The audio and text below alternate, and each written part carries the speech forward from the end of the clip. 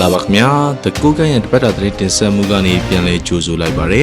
ေဒီနေ့တင်ဆက်ပေးမယ့်သတင်းတွေကတော့ရေသိမ်းရသည့်ကုန်စည်စီးဆင်းမှုမြန်ဆန်ချုံးမှုစီဖို့အတွက်ချင်းရွှေဟော်နယ်စပ်ကုန်သွယ်ရေးဂိတ်မှာကိုကန်ခရိုင်ရင်းနှီးရက်တပ်ဖွဲ့ကစွမ်းစံတမန်ဂျိုးပန်းဆောင်ရွက်နေတဲ့သတင်း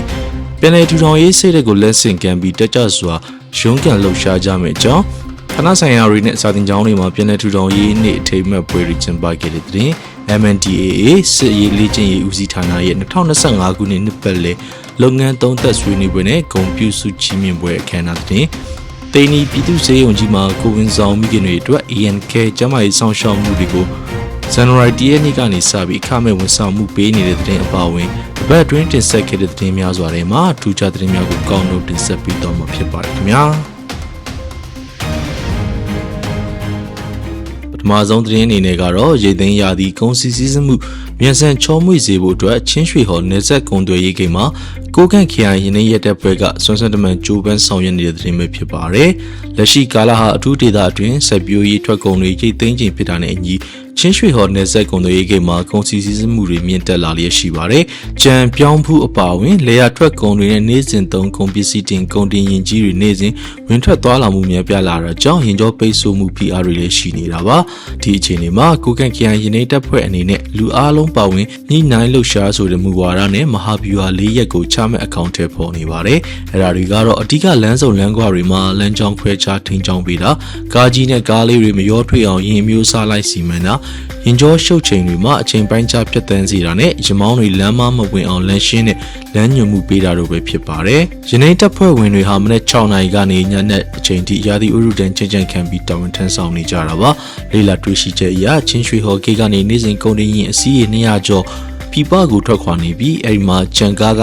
90ရာခိုင်နှုန်းကျော်ပြောင်းမှုကားက40ရာခိုင်နှုန်းလောက်ပါဝင်နေပါတယ်။တာဝန်ရှိသူတွေညှိနှိုင်းမှုရပြောင်းမှုကားတွေကိုဦးစားပေးလမ်းကြောင်းကြံကားတွေကိုတော့တင်ပို့မှုပမာဏအာမခံချက်တွေနဲ့စီစဉ်ဆောင်ရွက်ထားပြီးကြောင်းသတင်းရရှိပါရခင်ဗျာ။ဒုတိယသတင်းအနေနဲ့ကတော့ပြန်လည်ထူထောင်ရေးစိတ်ဓာတ်ကိုလက်ဆင့်ကမ်းပြီးတက်ကြွစွာလှုပ်ရှားရုန်းကန်ကြမယ့်အကြောင်းဌာနဆိုင်ရာတွေနဲ့စာတင်ကျောင်းတွေမှာ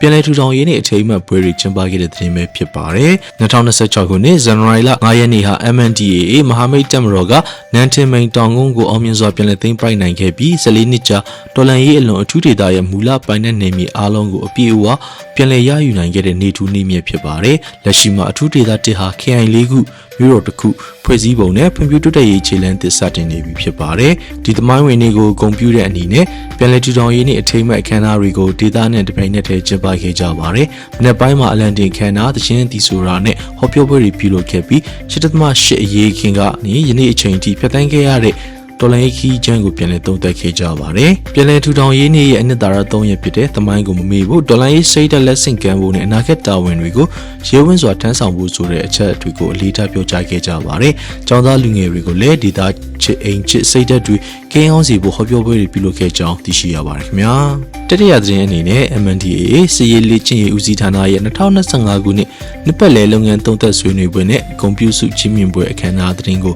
တင်ဆက်ပေးခြင်းပါတယ်ဒီအခမ်းအနားကိုဇန်နဝါရီလ4ရက်နေ့ကကျင်းပခဲ့တာဖြစ်ပြီးပြီးခဲ့တဲ့နှစ်တာလုပ်ငန်းတွေကိုပြန်လည်သုံးသပ်က2026ခုနှစ်အတွက်ရှေ့လုပ်ငန်းစဉ်တွေကိုချမှတ်ခဲ့ပါတယ်အခမ်းအနားမှာထူးချွန်တပ်သားစုရရှိသူတွေနဲ့ရာထူးတိုးမြင့်ခံရသူတွေကိုကွန်ပျူတာမှတ်တမ်းလွှာတွေပေးအပ်ချီးမြှင့်ခဲ့ပါတယ်ဌာနမှူးစီကောကျွင်းက2026ခုနှစ်အတွက်အဓိကလိုအပ်ချက်10ချက်ကိုလမ်းညွှန်ချမှတ်ပေးခဲ့ပါတယ်အဲ့ဒါတွေကတော့ပါတီအခြေခံလုပ်ငန်းတွေခိုင်မာစေရေးဖွဲ့စည်းပုံစနစ်ပြည့်စုံမှန်ကန်စေရေးပြင်ပတင်ကြားရေးအဖွဲ့တွေနဲ့အရေးအသွေးမြင့်တင်ရေးစစ်ဆေးအကဲဖြတ်မှုစနစ်ကျစေရေးတိကျတဲ့လုပ်ငန်းခွင်တင်နန်းပေးရေးစပိုးဆောင်ပံ့ပိုးမှုအားကောင်းစေရေးနေ့စဉ်စီမံခန့်ခွဲမှုစနစ်ကျရေးရင်ရန်ရထိန်သိမ်းရေးစီကံဥပဒေလိုက်နာရေးနဲ့ဌာနကနေအခြေခံအဆင့်ထိဝန်ဆောင်မှုပေးနိုင်ရေးတို့ပဲဖြစ်ပါတယ်ညီကုန်းချုပ်မှာတော့လမ်းတီဝေးလင့်ကစားတွားလင်ရောက်ပြီးအလုတ်တီခက်လင့်ကစားလှုပ်လင်ပြီးပြီဆိုတဲ့ဆောင်ပုဒ်နဲ့တပ်ဖွဲ့ဝင်တွေကိုအားပေးစကားပြောကြားခဲ့ကြောင်းသိရှိရပါတယ်ခင်ဗျာနောက်ထပ်သတင်းတစ်ပုဒ်ကတော့အထူးဒေသ1အုပ်ချုပ်ရေးစီမံခန့်ခွဲမှုတင်တဲ့အပတ်စဉ်လေးတင်တဲ့ဆင်ပွဲနဲ့အထူးဒေသပြန်လည်ထူထောင်ရေးနေ့ဂုဏ်ပြုဖျော်ဖြေပွဲကိုတပေါင်းနဲ့ကျင်းပခဲ့တဲ့သတင်းပဲဖြစ်ပါတယ်ဇန်နဝါရီလ9ရက်နေ့ညနေပိုင်းမှာကျင်းပခဲ့တဲ့ဒီပွဲကြီးကိုစစ်ဦးစီးချုပ်ဒ ဒုတိယဗိုလ်ချုပ်ကြီးဖုန်တာရီနဲ့ဇနီးဗိုလ်မှူးချုပ်ချင်းရှင်ဗိုလ်မှူးချုပ်ဖုန်တာလီဗိုလ်မှူးချုပ်ဖုန်တာရီအစရှိတဲ့ခေါင်းဆောင်ကြီးတွေတက်ရောက်ချီးမြှင့်ခဲ့ကြပါတယ်အခမ်းအနားမှာဗိုလ်မှူးချုပ်ချင်းရှင်ကအဖွင့်မှာစကားပြောကြားရမှာအထူးဒေသဟာစစ်ပြီးကာလပြန်လည်တည်ဆောက်ရေးအဆင့်ကနေအုပ်ချုပ်ရေးနဲ့ဖွံ့ဖြိုးရေးအဆင့်အသစ်ကိုကူးပြောင်းရောက်ရှိလာပြီလို့ပြောကြားခဲ့ပါတယ်တနင်္ဦးစီးကော်မတီခေါင်းဆောင်ဦးကျော်ဝင်းကျွန်းကလည်းအထူးဒေသကေတာ950ကျော်ကိုမွေးထုတ်ပေးနိုင်ခဲ့ပြီးတပ်ပွဲဝင်တည်ရဲကောင်းဘဝကနေဒေသတိဆောက်ရေးဝန်ထမ်းကောင်းတွေအဖြစ်ပြောင်းလဲပေးနိုင်ခဲ့တယ်လို့ဆိုပါတယ်။အခမ်းအနားရဲ့ဒုတိယပိုင်းမှာတော့မဟာမိတ်တပ်တော်ပြန်ကြားရေးအဖွဲ့ကတင်ဆက်တဲ့အနှစ်သာရပြည့်ဝတဲ့အမှုပညာဖျော်ဖြေပွဲတွေမိဘပွဲတွေနဲ့အတူတက်ရောက်လာသူအားလုံးပျော်ရွှင်စည်းလုံးစွာဆင်နွှဲခဲ့ကြောင်းသိရှိရပါတယ်ခင်ဗျာ။နောက်ထပ်သတင်းတစ်ပုဒ်ကတော့စီးပွားရေးအင်အားစုစည်းဖို့နဲ့အထူးဒေသဖွံ့ဖြိုးရေးကိုမြင့်တင်ဖို့အတွက်ကိုကန့်လုပ်ငန်းရှင်များအသင်းကိုတရားဝင်စတင်ဖွဲ့စည်းလိုက်တဲ့သတင်းပဲဖြစ်ပါတယ်။ဇန်နဝါရီလ6ရက်နေ့က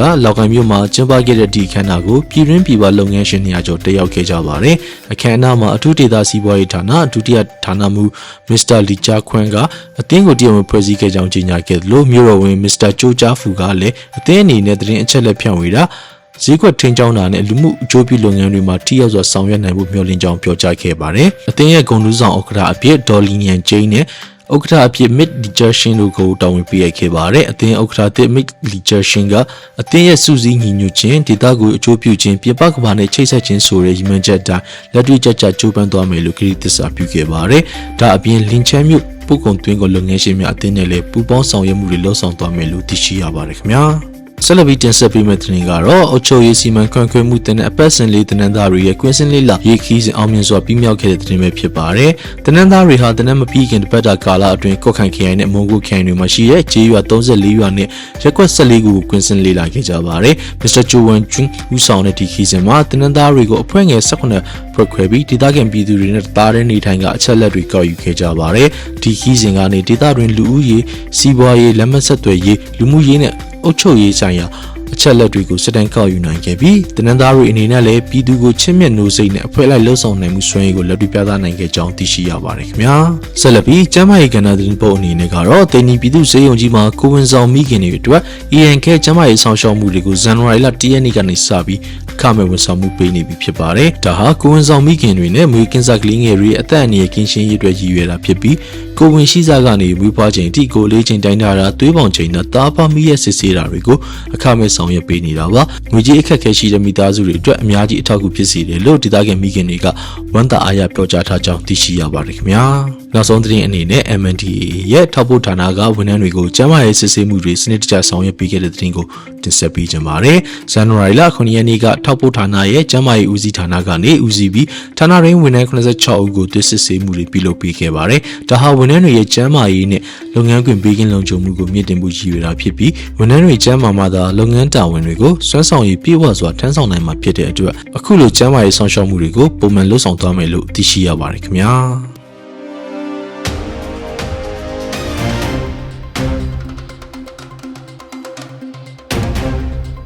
တကူခန့်ရဲ့တပတ်တာသတင်းတင်ဆက်မှုများကိုအပတ်စဉ်စနေနေ့ည8:00နာရီအချိန်တိုင်းထုတ်လွှင့်ပေးသွားမှာဖြစ်တဲ့အတွက်စောင့်မျှော်ကြည့်ရှုနိုင်ပါရခင်ဗျာကျွန်တော်နေဝီဆိုပါ